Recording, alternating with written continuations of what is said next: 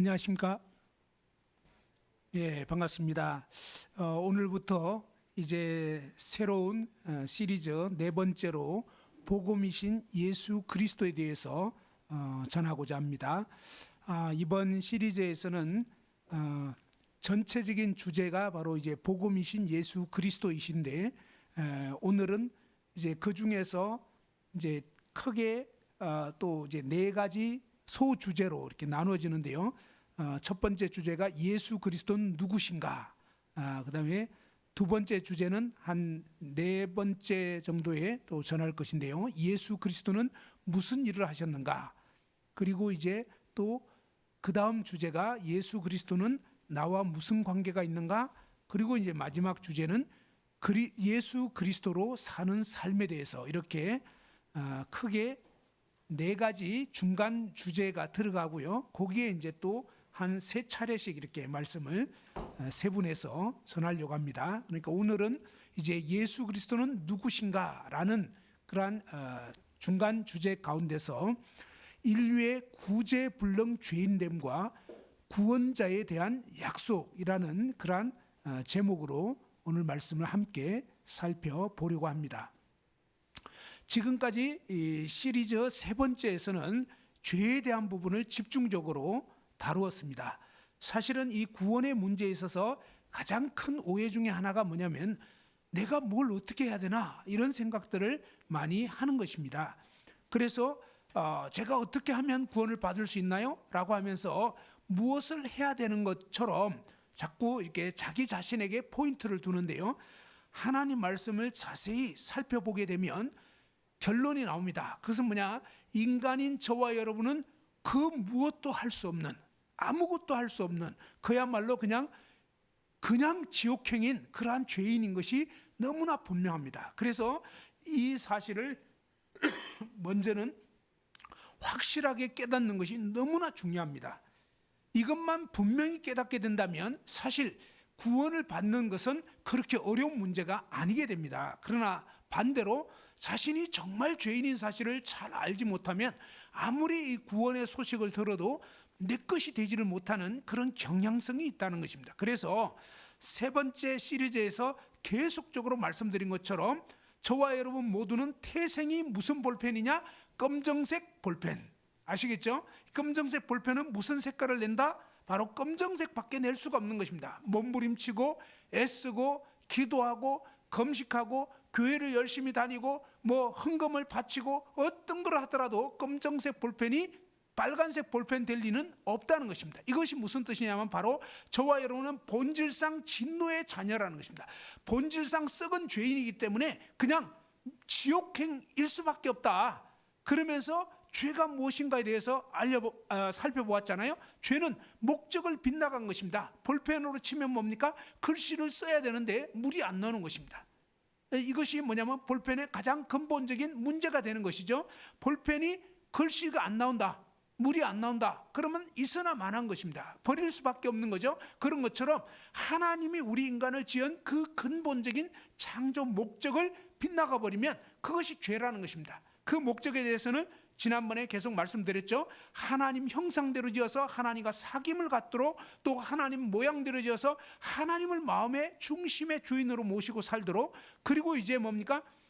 하나님 지으신 모든 만물을 그분의 뜻대로 다스리라고 했는데 우리 인생들은 안타깝게도 하나님과 사귐을 갖기는커녕 하나님 아예 생각도 안 합니다.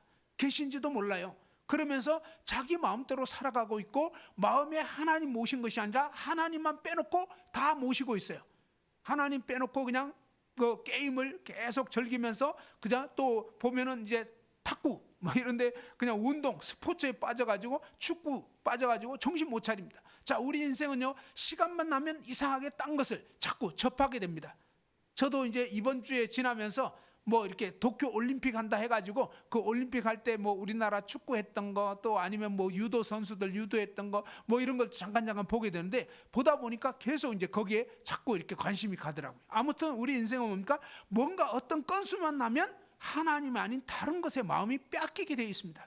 그런데 하나님 말씀에는 뭡니까? 우리 인생의 마음이 온전히 하나님께만 있기를 원하셨는데 저와 여러분을 돌아보면 도저히 그러지 못하는, 목적대로 살지 못하는 그런 죄인인 것을 알 수밖에 없다 하는 것입니다. 그러면서 인간이, 최초의 인간 아담이 범한 그 죄가 바로 원죄라고 하는데 뭡니까? 하나님의 모든 그런 과일들을 다 먹어도 되는데 이 나무 열매만은 안 된다고 하셨습니다. 무엇입니까? 바로 선악을 알게 하는 그런 나무 열매. 동산 한가운데 생명나무와 선악을 알게 하는 나무 중에서 이 선악과는 먹지 말아라, 반드시 죽는다, 이렇게 말씀하셨지만 우리 인생은 뭡니까? 생명 대신 하나님을 저버리고 사탄의 꾀임을 받아서 내가 하나님이냐, 너가 그거 먹으면 네가 하나님같이 돼 라고 하는 이런 거짓말을 듣고, 절대 안 죽는다는 거짓말을, 사탄의 거짓말을 듣고 그냥 내가 하나님이냐, 하나님의 그런 자리를 차지하면서 내 마음대로, 내 생각대로, 내 기분대로 내가 하고 싶은 대로 살아가는, 이것이 뭐냐? 완전히 뭡니까? 원죄이고, 이 원죄를 태어난 모든 인간은, 아담 이후의 모든 인간은 이 아담의 유전한 원죄를 받고 태어나서 자기가 주인공이 되어서 살아가고 있는 것입니다. 하나님은 이것이 바로 죄라고 말씀하시고 반드시 죽는다는 것입니다. 그래서 저와 여러분 자신 한번 잘 돌아보면, 아, 그렇구나, 나는 온전히 내가 주인 되어서 내 마음대로, 내 생각대로, 내 기분대로 살아온 이 자체가 이미 지옥 갈 수밖에 없는 그런 죄를 범한 죄인이고, 그런 죄를 갖고 태어난 그런 어찌할 수 없는 죄인이구나.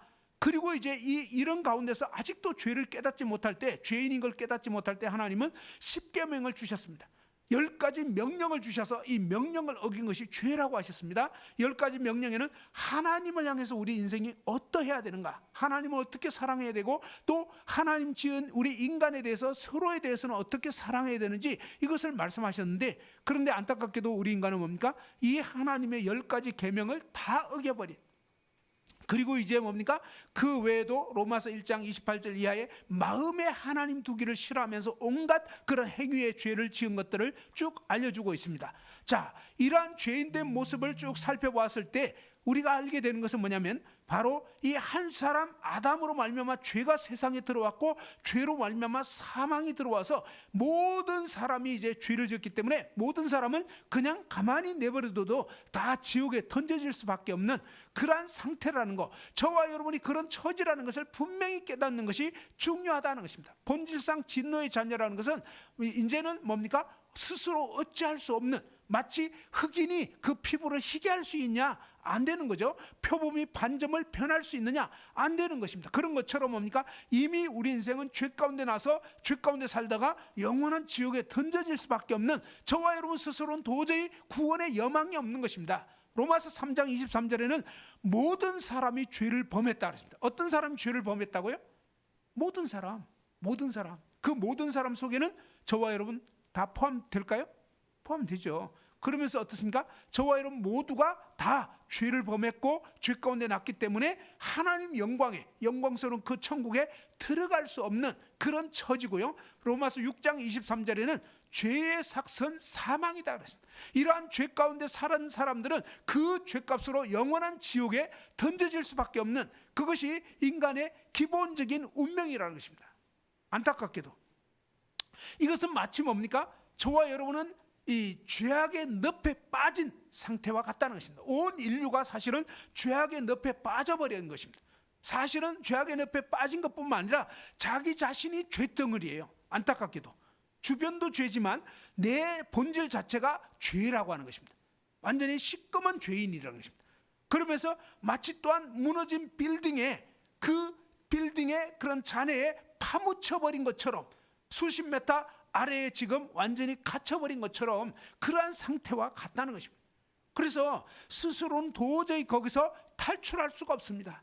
벗어날 수가 없는 거예요. 이런 것처럼 우리는 죄악의 이 파도 속에서, 죄악의 늪에 빠져서 도저히 벗어날 수도 없고 헤어날 수도 없고, 내 자체가 죄덩어리이기 때문에 어떻게 할 수가 없는 것입니다. 시꺼먼 볼펜이기 때문에 시꺼먼 색밖에 나올 수 없는, 그냥 어찌할 수 없는, 그래서 본질상 진노의 자녀인 이 상태에, 그래서 도저히 탈출은 불가능하다는 것입니다. 뭐라고요? 탈출은 불가능하다. 탈출은 누가 한다고요? 탈출은 누가 하죠? 내가 하는 것입니다. 내가 스스로 탈출해 보려고 하는 모든 시도는요 이미 끝난 것입니다. 안 된다는 것입니다. 그러면 어떻게 되냐? 이제 저와 여러분은 마치 이 빌딩의 빌딩이 무너져서 그 속에 지금 갇혔다. 그렇다면 뭡니까? 저와 여러분이 살 수 있는 길은요 내 스스로에게는 없는 것입니다. 다행히 핸드폰이 아직 터지고 있어서 신호를 보낼 수 있다면 뭡니까? 119 구조대 이런 데다가 그 문자를 보내면서 뭡니까? 살려주세요. 저 여기 갇혔어요. 사람 살려. 그죠? 그러면서 구조 신호를 외치는 것입니다. 그 신호를 용케 그 구조대원에서 119에서 보고 그 다음에 뭡니까? 와가지고 그 무너진 건물 더미를 파헤쳐가지고 다행히 죽기 전에 나를 건져준다면 살 수 있지만 그분들이 나 안 건져주면 그냥 죽을 수밖에 없는 이것이 사실은 뭡니까? 저와 여러분의 상태인데 너무 안타까운 것은 뭐냐? 성경은 로마서 3장 23절에 어떤 사람이 죄를 범했다고요? 모든 사람. 그래서 안타깝게도 뭡니까? 119 구조대원 소용없습니다. 모든 사람이 다 죄를 지었기 때문에 구조대 없습니다. 이것이 온 인류의 처지라는 것입니다. 온 인류는 다 구조자 없이 너도 나도 다 죄악의 늪에 빠져서 내 코가 석자인 것처럼 전부 다 멸망할 수밖에 없는 상태, 그것이 바로 온 인류의 상태입니다. 그래서 인류의 구제불능 죄인됨, 그 죄인된 상태, 그리고 이러한 상태 가운데서 이제는 뭡니까? 저와 여러분 스스로 주변을 둘러봐도 없습니다. 그런 상태에서 오직 뭡니까? 하나님께서 구원자에 대한 약속을 주셨다는 것입니다. 그래서 성경이 말하는 구원은 뭐냐면 저와 여러분 스스로 뭘 해서 되는 문제가 아니고 할 수도 없고 해도 안 되고 저와 여러분 절망인데 누군가가 인간이 아닌 누군가, 왜? 모든 사람이 죄인이기 때문에 석가모니, 공자, 맹자 할 것 없이 소크라테스 할 것 없이 어떤 위인도 간디도 전부 다 죄인이라는 것입니다. 그래서 우리 인간을, 저와 여러분을 이 죄에서 구원해 줄 구원자는 세상에 없는 것입니다. 세상에 아무도 나를 구원해 줄 수 없다 하는 것입니다. 그런데 이러한 상황 가운데서 바로 하나님께서 친히 놀라운 구원의 약속을 베풀어 주셨는데 그 구원의 약속이 뭐냐? 구약 성경입니다. 구약 성경이 뭐냐면 바로 하나님께서 옛 구자, 옛날에 약속할 약자, 무슨 약속을 했냐? 구원자, 메시아에 대한 구원자에 대한 약속, 구원자를 온 인류에게 보내주시겠다는 약속이 바로 이 성경의 두터운 구약 성경이 바로 그 약속입니다. 사실은. 그러면서 이 약속이 어떻게 됐는가 이제 한번 찾아봅시다. 하나님께서 이 구약에 구원자에 대한 약속을 해주셨는데 창세기 3장 15절 한번 보십시다.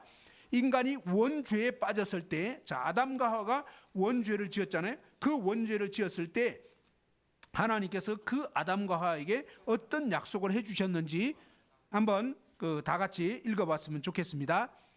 자, 한번 다 같이 한번 읽어보죠. 다 같이. 자, 소리 나오게 해가지고 한번 다 같이 읽어보죠. 자, 시작. 내가 너로 여자와 원수가 되게 하고 내 후손도 여자의 후손과 원수가 되게 하리니 여자의 후손은 내 머리를 상하게 할 것이요 너는 그의 발꿈치를 상하게 할 것이니라 하시고. 자, 여기 보면 여자의 후손 그랬는데 이 여자의 후손이 누구일까요? 여자의 후손. 자, 한번 이 여자의 후손이 누구일까? 여자의 후손이란 도대체 무슨 뜻일까? 한번 곰곰이 생각해 보십시오. 우리 인간이 태어날 때 어떻게 태어나는지, 어떻게 아기가 생길 수 있는지 잘 생각해 보십시오. 아기가 어떻게 생겨날 수 있느냐? 아기는, 자, 아기를 엄마가 낳을까요? 아빠가 낳을까요? 답변을 잘 해야 돼요. 생각 잘 해보세요.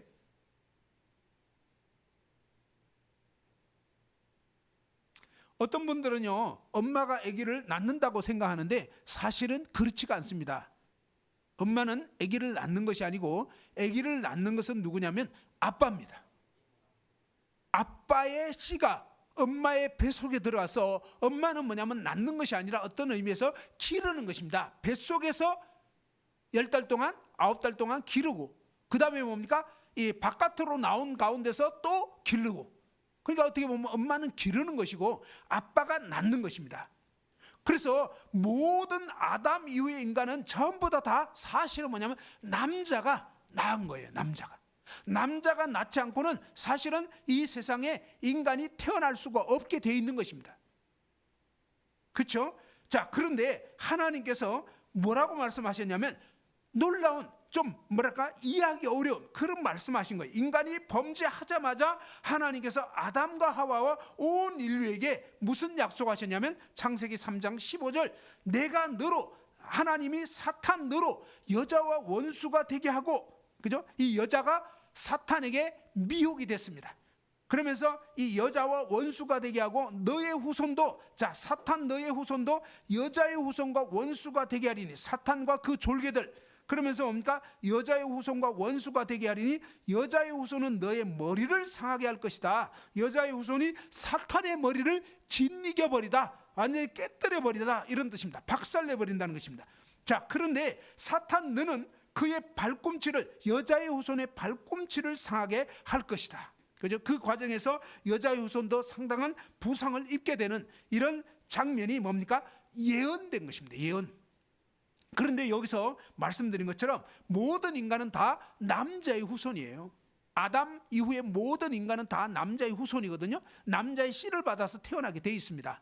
아버지의 씨를 받아서 태어나는 거죠. 그런데 하나님께서는 뭐냐면 이 아버지의 씨를 받지 않고 아담의 유전한 사실은 뭡니까? 죄를 받지 않고, 이런 뜻입니다. 죄 없는 어떤 한 존재를 여자의 몸을 빌려서 이 세상에 보내주시겠다, 이런 엄청난, 이해하기 어려운 이런 약속을 창세기 3장 15절에 하신 것입니다. 이 말씀을 신학자들은 원시 복음이다, 최초의 어떤 복음이다, 복된 소식이다, 이렇게 표현하는 것입니다. 처음에는 아주 희미한 그림자처럼 하나님께서 먼저 여자의 후손에 대한 이런 약속을 해주셨는데 이것이 도대체 무슨 뜻인가? 그것이 구약 성경 내내 점차적으로 점점 밝혀지는 것입니다. 그러면서 창세기 12장에 가보면 하나님께서 아브라함이라고 하는, 이 아브라함은 유태인들, 오늘날 이스라엘 민족의 조상입니다. 우리나라로 치면 단군 할아버지 같은 그런 한민족의 조상, 단군 할아버지 같은 그런 존재인데, 창세기 12장 1절에서 4절에 보면 하나님께서, 여호와께서 아브라함에게 이르시되 너는 너의 고향과 친척과 아버지의 집을 떠나 내가 너에게 보여줄 땅으로 가라. 내가 너로 큰 민족을 이루고 내게 복을 주어 네 이름을 창대하게 하리니 너는 복이 될지라. 너를 축복하는 자에게는 내가 복을 내리고 너를 저주하는 자에게는 내가 저주하리니. 그 다음에 같이 읽어보죠. 시작. 땅의 모든 족속이 너로 말미암아 복을 얻을 것이라 하신지라. 그죠? 땅의 모든 족속이 아브라함 너 때문에 복을 얻게 된다라고 했습니다. 아브라함이라는 사람 통해서 하나님께서는 땅의 모든 족속이 복을 얻게 해주겠다고 한 것입니다. 이것이 도대체 무슨 뜻인가? 이것이 사실은 뭡니까? 하나님께서 창세기 3장 15절에 약속하셨던 여자의 후손을 이 아브라함을 통해서 보내주실 것에 대한 그러한 이 약속이 점점 밝혀지는 그런 것입니다. 그런지 안 그런지 어떻게 하느냐? 창세기 22장에 가보면 더 자세히 알 수가 있습니다. 창세기 22장에 보면 한번 찾아보죠. 자, 창세기 22장 17절에서 18절에 보면요, 하나님께서 아브라함에게 이런 약속을 하셨습니다. 17절, 18절. 자, 한번 보시면요, 내가 너에게 큰 복을 주고 내 씨가 크게 번성하여 하늘의 별과 같고 바닷가의 모래와 같게 하리니 내 씨가 그 대적의 성문을 차지하리라. 그러면서 여기서 이 씨라고 할 때는 내 씨들로가 아닙니다. 복수가 아니고요, 단수입니다. 하나님 말씀은요, 성령의 감동으로 된 말씀이기 때문에 사실은요, 단어 하나하나, 토시 하나하나까지도 성령의 감동으로 영감된 그런 말씀입니다. 여기에 보면 분명하게 뭡니까? 단수로 너의 씨, 너의 어떤 자손을 통해서 하늘의 별과 같이 바다의 모래와 같이 많게 해주고 그 다음에 그 대적의 성문을 차지하게 해주겠다. 18절 읽어보죠. 창세기 22장 18절 시작. 내 씨로 말미암아 천하 만민이 복을 받으리니 이는 내가 나의 말을 준행하였음이니라 하셨다 하니라. 그러면서 뭡니까? 또 내 씨로 말미암아, 너의 씨로 말미암아 천하 만민이 복을 얻게 된다는 것입니다. 이 우리 인생이 복을 얻는다는 것은 무슨 뜻이냐면요, 사실은 우리 인생은 범죄한 아담 이후의 모든 인간은요, 다 이제는 사망의 종노릇하는, 한마디로 보니까 지옥 불못에 던져질 수밖에 없는 이런 처지에 빠졌는데, 하나님께서 이 아브라함에게 하신 약속, 또 아브라함의 그 자손 씨를 통해서 천하 만민이 복을 얻는다. 이것은 무슨 뜻이냐면 바로 이 사탄의 머리를 깨뜨려버리는 그러한 여자의 후손을 보내주셔서 우리 인생을 죄로부터 구원해 주시는 놀라운 구원의 은총을, 그 다음에 영원한 생명을 주시는 이 영생의 복을 주시겠다는 이 약속을 의미하는 것입니다. 이 아브라함의 후손을 통해서 하나님께서는 구원자를 보내주시겠다, 여자의 후손을 보내주시겠다, 이런 약속을 의미하는 것입니다. 그리고 이 약속이 이제 점점 더 구체화되는데요. 창세기 49장 10절 한번 보시죠. 창세기 49장 10절에는요, 아브라함의 이제 자손, 아브라함에게서 이삭이 낳고요, 또 이삭에게서 야곱이 태어나고, 야곱에게서 12아들이 태어나게 되는데, 그 12아들이 이제 12지파가 됩니다. 그런데 그 12지파 중에서 유다지파는 한 6번째인가 그러는데, 6번째 아들인가 그러는데, 이 유다지파를 통해서 하나님께서 이제 약속한 여자의 후손 메시아를 보내주시겠다는 약속을 좀 더 구체화시키는 것입니다. 10절 한번 보시면요, 창세기 49장 10절 다 같이 읽어보겠습니다. 시작. 규가 유다를 떠나지 아니하며 통치자의 지팡이가 그 발 사이에서 떠나지 아니하기를 실로가 오시기까지 이르리니 그에게 모든 백성이 복종하리로다 그랬습니다. 자, 규가라는 것은 뭐냐면 이 통치자의 어떤 통치자가 이제 가지고 어떤 지방의 어떤 관리를 임명하기도 하고 이럴 때 쓰는 그런 지휘봉 같은 것이 규입니다. 홀이라고도 하고요. 근데 이 규가 유다를 떠나지 않으면 통치자의 지팡이가 그 발 사이에서 떠나지 아니하시기를, 이 유다를 떠나지 않으면서 유다 지파를 통해서 뭡니까? 실로가 오시기까지, 이 실로는 구원자를 의미하는 것입니다. 메시아가 오시기까지 이르리니 그에게, 그 메시아에게 모든 백성이 복종하리로다 라고 하면서 하나님께서 아브라함에게 주신 이 약속을 처음에는 뭡니까? 아담과 하와에게, 온 인류에게 여자의 후손을 주시겠다. 근데 이 여자의 후손에 대한 약속이 아브라함이라고 하는 이스라엘 민족의 조상을 선택해서 이 약속을 이제 좀 더 구체화시키면서 점점점 이제 뭡니까? 그 후손 중에 유다 지파를 통해서, 그 다음에 이 유다 지파 가운데서 또 누구? 사무엘하 7장을 한번 보시면 점점 더 밝혀집니다. 자, 사무엘하 7장 한번 보시죠. 유다 지파 중에서 누구냐면 다윗, 들어보셨죠? 자, 이스라엘의 가장 유명한 왕이 다윗 왕입니다. 가장 이스라엘 민족이 존경하는 왕이 다윗 왕인데, 이 우리나라로 치면 세종대왕 같은 이런 존재입니다. 자, 그런데 이 사무엘하 7장 12절 13절에 보면 하나님께서 다윗에게 이런 약속을 하십니다. 내 수완이 차서 내 조상들과 함께 누울 때에 내가 너의 몸에서 날 내 씨를 내 뒤에 세워 그의 나라를 견고하게 하리라. 13절에 보면 한번 읽어보죠. 시작. 그는 내 이름을 위하여 집을 건축할 것이요 나는 그의 나라 왕위를 영원히 견고하게 하리라. 그러면서 하나님께서요, 다윗이 성전을 지으려고 했을 때 너는 전쟁을 많이 해서 피를 많이 흘려서 안 된다. 네 아들 대에 가서 네 아들을 통해서 성전을 짓게 하겠다. 그러는데요, 이 하나님 말씀은 어떤 그 복수적인, 이중적인 어떤 구조로 되어 있는 것을 볼 수 있어요. 여기 보면 분명히 직접적으로는 솔로몬에 대해서 얘기를 한 겁니다. 그런데 자세히 살펴보면요, 나는 그의 나라 왕위를 영원히 견고하게 하리라. 그러면서 조금 더 살펴보면 솔로몬 얘기가 아니네, 이렇게 되는 것입니다. 그래서 이 성경 말씀은 전후 문맥을 잘 살펴보면 솔로몬 얘기한 것 같은데, 솔로몬을 통해서 사실은 뭡니까? 영원한 왕, 메시아, 구원자이신 예수 그리스도에 대해서 알려주는 그런 말씀인 것을 문맥을 통해서 알 수가 있는 것입니다.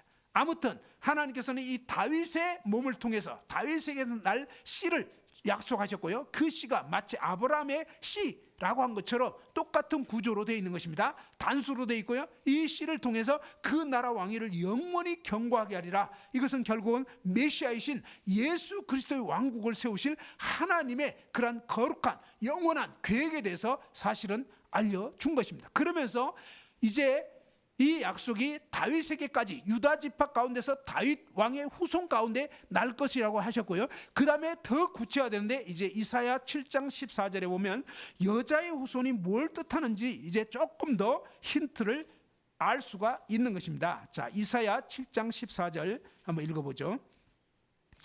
지금 이것은요, 하나님 말씀이 여러 역사를 거치면서 몇십 년, 몇백 년 후에 점차적으로 지금 밝혀지고 있는 상황입니다. 자, 이사야서는 지금으로부터 2700년 전에 예언된 말씀입니다.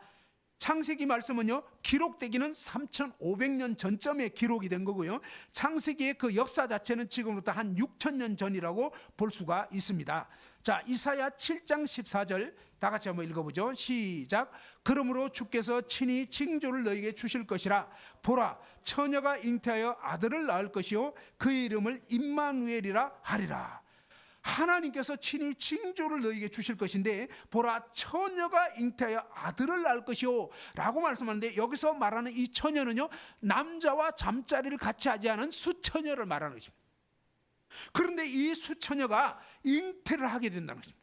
일반적인 상식은 뭡니까? 일반적인 상식은 남자와 여자가 잠자리를 같이 해야 자식이 생기는 거예요. 그렇죠? 그러면서 뭡니까? 이 남자의 씨가 여자의 그 뱃속에 들어가야 되는 것입니다. 그런데 하나님 말씀의 놀라운 말씀은 뭐냐면, 남자와 잠자리를 같이 하지 않은 수처녀가 잉태해서 아들을 낳게 되는데, 그의 이름이 뭐라고요? 임마누엘 해가지고 거기 성경에 보면 1 써 있습니다. 1 아래에 보면 뭐라고 되냐면, 나나주에 하나님이 우리와 같이 계심이라. 좀 좋은 성경 갖고 있으면요, 그런 표시 다 돼 있습니다. 너무 싼 거 말고. 자, 그러면요, 거기 보면 임마누엘 해가지고, 임마누엘 뜻이 뭐라고요? 하나님이, 자, 누구가? 하나님이 누구와? 우리와 같이 계십니다. 그러니까 이 처녀의 몸에서 나게 될 이 아들은, 이 아기는 누구라고요?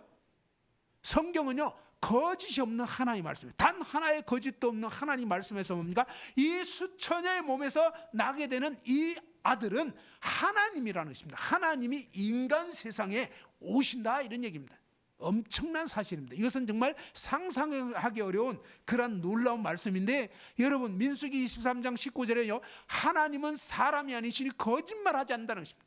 하나님은요, 단 하나에도 거짓도 없는 진짜 말씀이에요. 진짜 사실입니다. 그러면서 하나님께서 인간 어떤 처녀를 선택해서 그에게 성령으로 이 아기가 잉태되게 하는 그런 엄청난 역사를 하나님이 이미 뭡니까? 창세기 3장 15절부터 말씀한 거예요. 그런데 이것을 뭡니까? 자유주의 신학자라고 하는 그런 신학자들, 엉터리들입니다. 뭐냐? 이 하나님 말씀 그대로를 믿지 않아요. 인간의 이성을 중시합니다. 그러면서 어떻습니까? 인간의 이성과 논리로 이해가 안 되는 거. 어떻게, 아니, 처녀가 어떻게 애를 베냐?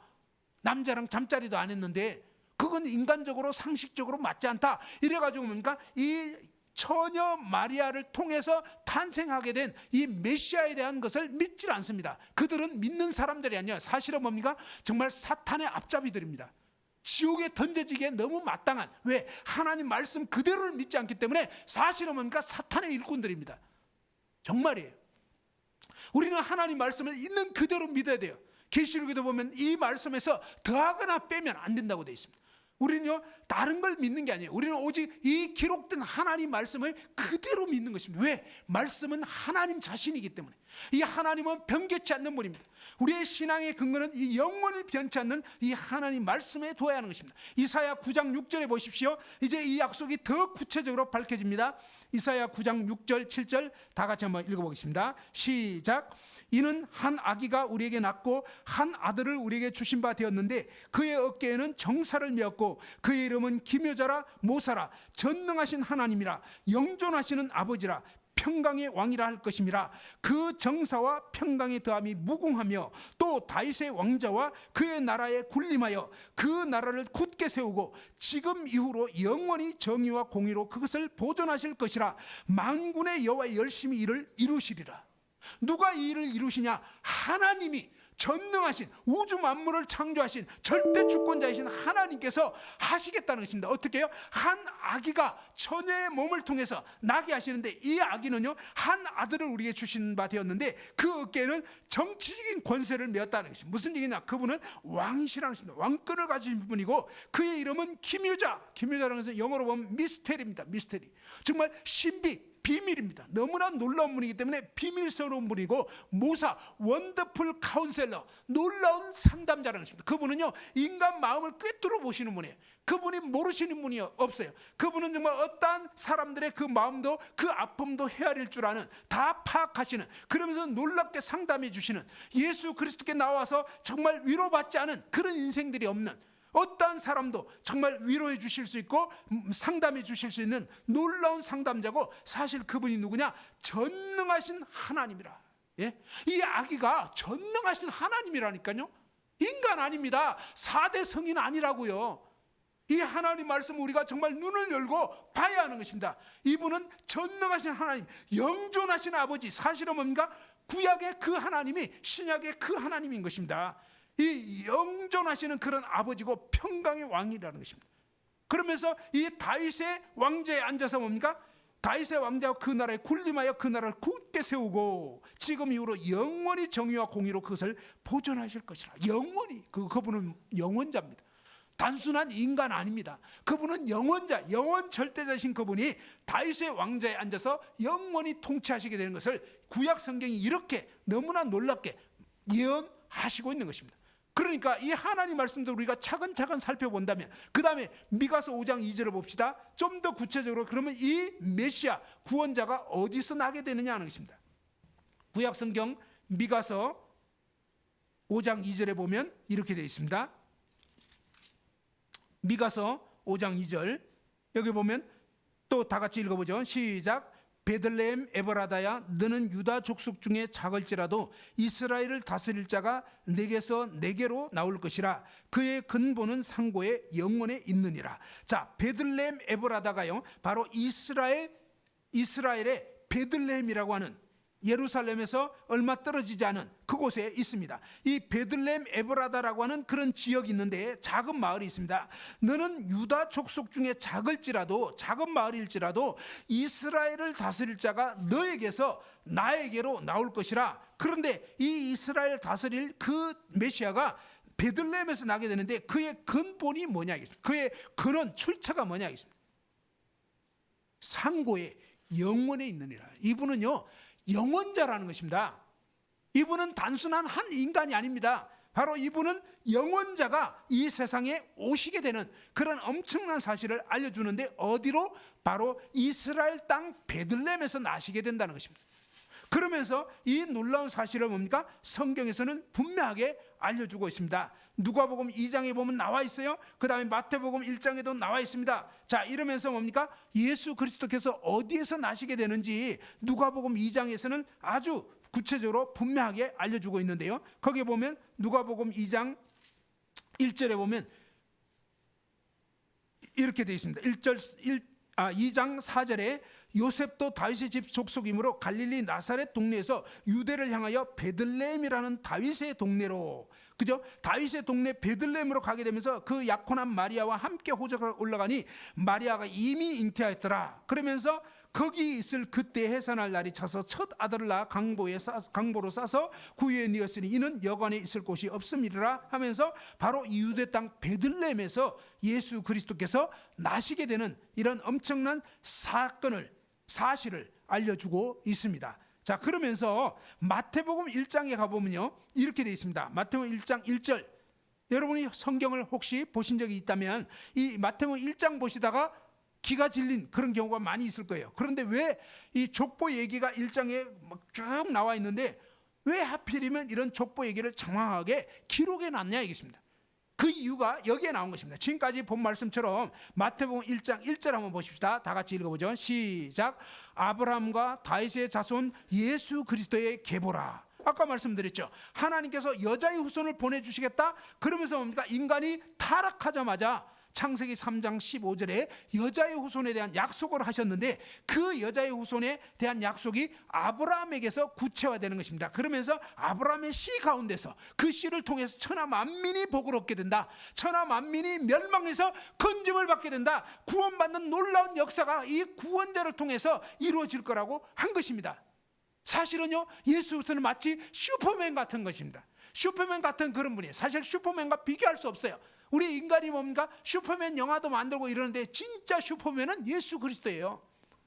예수 그리스도는 우리를 멸망 가운데서 건지실 유일한 구원자이신 것입니다. 그 예수 그리스도는 누구냐? 여기 보면 아브라함과 다윗의 자손 가운데서 오시게 되었다 하는 것입니다. 그러면서 이 족보에 대해서 쭉 나열해 주면서 바로 예수님은 약속된 그 메시아, 그 구원자라는 것을 이렇게 알려주고 있습니다. 그러면서 마태복음 1장 18절서부터 여자의 후손인 것을 알려주고 있어요. 마태복음 1장 18절, 예수 그리스도의 나심은 이러하니라. 그의 어머니 마리아가 요셉과 약혼하고 동거하기 전에, 이 유대 땅의 결혼 풍습은요, 이 약혼을 하면 사실상 부부입니다. 그런데 한 가지, 결혼식 하기 전까지는 잠자리를 같이 하지 않는 거예요. 그리고 보통은 약혼하고 약 1년 후에 결혼식을 올리고 그때부터 잠자리를 같이 하는 것이 유대의 결혼 풍습입니다. 그렇지만 약혼했으면 정식 부부이긴 합니다. 그것이 우리나라하고는 좀 개념이 달라요. 우리의 약혼하고는 차원이 다릅니다. 자, 그래서 요셉과 마리아는 약혼을 했기 때문에 정식 부부입니다. 그런데 아직 결혼식을 올리지 않았기 때문에 동거하기 전이었습니다. 그런데 뭡니까? 성령으로 잉태가 돼버렸다는 것입니다. 그러니까 19절에 그의 남편 요셉은 의로운 사람이라 그를 드러내지 않고 가만히 끊고자 하여, 뭐냐? 이거 정말 내가 알지 못한 어떤 남자가 있지 않느냐, 이런 마음이 들어서 뭡니까? 이 결혼을 조용히 파혼을 하려고 했던 것입니다. 자, 그런데 그걸 고민하면서 이 일을 생각하는데 20절에 어떻게 되어 있습니까? 한번 읽어보죠. 20절 시작. 이 일을 생각할 때에 주의 사자가 현몽하여 이르되 다윗의 자손 요셉아, 내 아내 마리아 데려오기를 무서워하지 말라. 그에게 잉태된 자는 성령으로 된 것이라. 21절 아들을 낳으리니 이름을 예수라 하라. 이는 그가 자기 백성을 그들의 죄에서 구원할 자이심이라 하니라. 그죠? 그러면서 22절, 이 모든 일이 된 것은 주께서 선지자로 하신 말씀을 이루려 하심이니. 이렇게 하면서 23절에 보라, 처녀가 잉태하여 아들을 낳을 것이고 그 이름은 임마누엘이라 하리라 하셨으니, 이를 번역한즉 하나님이 우리와 함께 계시다. 지금까지 본 것처럼 뭡니까? 바로 예수 그리스도는 정말로 뭡니까? 여자의 후손으로 구약 성경에서 이 예언했던 그 예언한 그대로 오심, 메시아이심을 알 수가 있는 것입니다. 예수 그리스도에 대한 이런 예언의 약속들이 구약에 한 몇 가지가 있느냐? 무려 사실은요 300가지 넘게 있다는 것입니다. 300가지 넘게. 구약의 말씀 중에 메시아에 대한 그런 언급들이요 무려 300군데가 넘게 기록이 되어 있습니다. 그런데 오늘 제가 살펴본 것은 몇 가지 되지가 않습니다. 그런데 이 구약의 예언 중에 딱 8개만 한 사람에게 맞춰질, 그대로 이루어질 확률이 어느 정도 되느냐, 이것을 미국 캘리포니아주에 있는 파세데나 대학의 수학과 천문학 학장인 피터 스토너라는 박사님이 연구를 한 거예요. 논문을 쓴 것입니다. 그러면서 뭡니까? 이 메시아에 대한 예언 300개 중에서 8개만 정확하게 한 사람에게 그대로 예언대로 적중될 확률이, 수학적 확률이 어느 정도 되느냐, 수학자니까 계산을 해본 거예요. 계산을 했는데 10의 33승분의 1. 무슨 얘기냐면 1 쓰고 그 다음에 동그라미를 33개를 해야 되는 거예요. 그러고 나서 분의 1의 확률, 이건요 계산할 수가 없습니다. 이건 확률상 나오지 않는 그런 엄청난 통계입니다. 그런 한 사람에게 이 예언이 8가지만 맞춰질 확률이 이렇게 무시무시하게, 이건 확률상 불가능하다, 이런 얘기입니다. 그런데 8개만 맞기가 그렇게 되는데 무려 300개 넘는 그 예언과 약속들이 예수 그리스도의 생애에 하나도 틀림없이 그대로 이루어졌어요. 이러하기 때문에 하나님의 말씀을 믿지 않는 것은 어떤 것으로 핑계댈 수가 없습니다. 그래서 지옥에 던져지는 거예요. 하나님이 이 무시무시한 약속을 이렇게까지 했는데도 안 믿는다, 그것은 악한 자들이라는 것입니다. 하나님은요 하나님 편에서 하실 일을 다 해놓으셨어요. 그리고 하나님의 이 말씀을 두터운 약속을 통해서 인간들이 하도 못 믿기 때문에, 저는 언젠가 아니 성경이 왜 이렇게 두껍지라고 했는데 인간이 하도 못 믿으니까 하나님께서 믿을 수밖에 없는 증거들을 너무 구체적으로 예언까지 하고 인간의 역사 속에서 이스라엘 역사를 통해서 계속적으로 이 메시아에 대한 약속을 심어놓고, 이 약속이 마침내 한 사람에게 그대로 이루어졌을 때 그들이 보고 야 이건 진짜구나 하고 믿을 수밖에 없도록 해놓았지만, 너무나 안타깝게도 우리 인간은 너무나 악해가지고 그런 하나님의 약속을 그대로 이루신 예수 그리스도가 오셨음에도 불구하고 너무 안타깝게도 수많은 사람들이 지금도 그 예수 그리스도를 믿지 않고 여전히 지옥 불못으로 던져지고 있습니다. 너무나 안타까운 일이 아니에요. 아닐 수 없어요. 그래서 정말 중요한 것은 뭡니까? 이제 정말 눈을 열고 귀를 열고 마음을 열고 이 하나님 말씀을 살펴보셔야 해요. 제가 그냥 이 시간에 짧게 말씀드렸지만 여러분이 직접 확인해 보시라고요.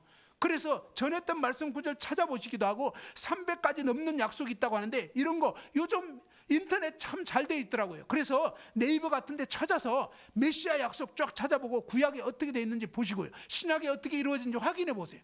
그러면서 정말로 너무 놀랍게 이루어진 이 약속들을 보면서 여러분이 정말 이 하나님 말씀을 믿으셔야 한다는 것입니다. 사도행전 4장 10절에서 12절에 보면 너희와 모든 이스라엘 백성들은 알아라, 너희가 십자가에 못 박고 하나님이 죽은 자 가운데 살리신 나사렛 예수 그리스도의 이름으로 이 사람이 건강하게 되어 너희 앞에 섰느니라. 이 예수는 너희 건축자들의 버린 돌로서 집 모퉁이 머릿돌이 되었느니라. 그 다음에 사도행전 4장 12절에 다른 이로서는 구원을 받을 수 없나니 천하 사람 중에 구원을 받을 만한 다른 이름을 우리에게 주신 일이 없음이라 하였더라. 오늘부로 여러분 기억해야 될 것이 있습니다. 그것은 뭐냐?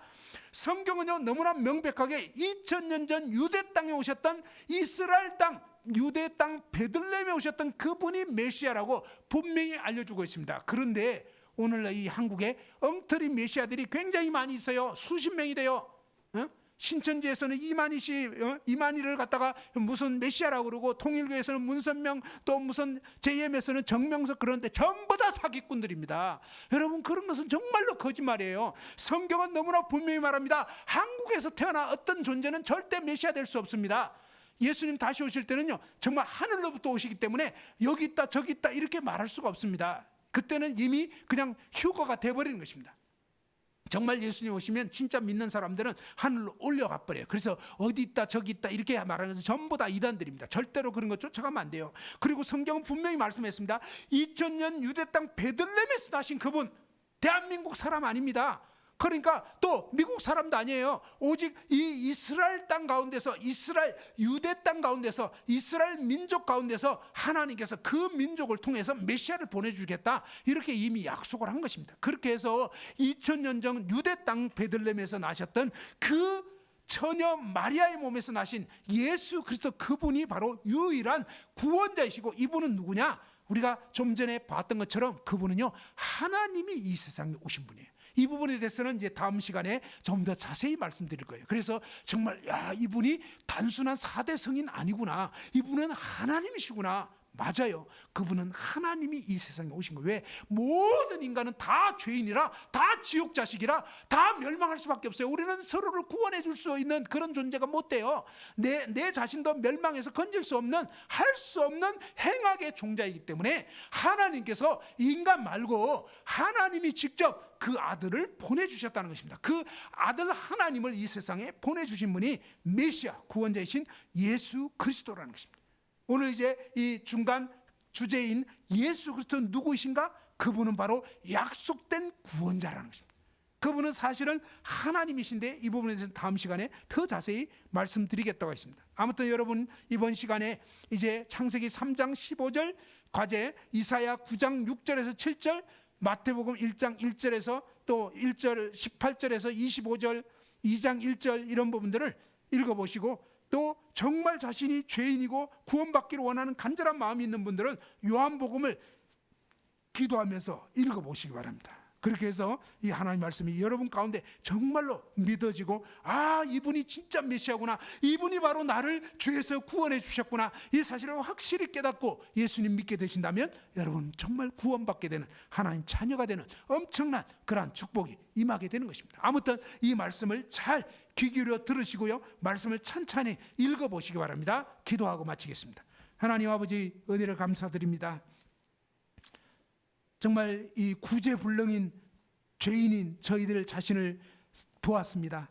저희는 스스로는 도저히 이 죄에서 벗어날 수 없는, 탈출할 수 없는 정말 절망인 시꺼먼 볼펜처럼 정말 죄 자체의 죄덩어리인 그러한 자들인데, 아버지 하나님께서는 인간이 범죄하자마자, 타락하자마자 여자의 후손을 보내주시겠다고 이미 이 구약 성경 처음부터 약속해 주셨던 그 약속된 메시아가 누구인지 오늘 말씀을 통해서 정말 이 인류 역사 한가운데 BC와 AD를 가르치면서 이 유대 땅 베들레헴에서 나신 예수 그리스도가 바로 하나님이 약속한 그 메시아고 구원자이심을 오늘 말씀을 통해서 듣게 되었습니다. 말씀을 들은 모든 분들이 정말 예수 그리스도가 누구인지를 정말 더 분명하게 확실하게 알고 믿고 구원받게 되는, 예수님을 믿고 그분이 하신 일을 힘입어서 구원받는 놀라운 역사들이 일어날 수 있도록 은총을 베풀어 주시옵소서. 감사를 드렸고 주 예수님 귀하신 이름으로 기도드리옵나이다. 아멘. 이상으로 마치겠습니다.